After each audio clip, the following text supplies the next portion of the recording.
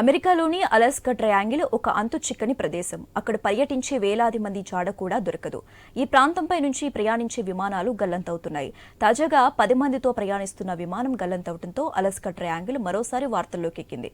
అమెరికాలోని అలాస్కా రాష్ట్రంలో ఎంకరేజ్, జునెయు, ఉట్కియాగ్వి మధ్య త్రికోణాకారంలో విస్తరించి ఉన్న ప్రాంతాన్ని అలాస్కా ట్రయాంగిల్ అంటారు. ఎత్తైన మంచు కొండలతో ఉన్న ఈ ప్రాంతంలో 1972 నుంచి పలు విమానాలు జాడ కోల్పోయాయి. ఈ ప్రాంతంలో పర్యటించే వేలాది మంది పర్యాటకులు ప్రతి ఏటా గల్లంతవుతున్నారు.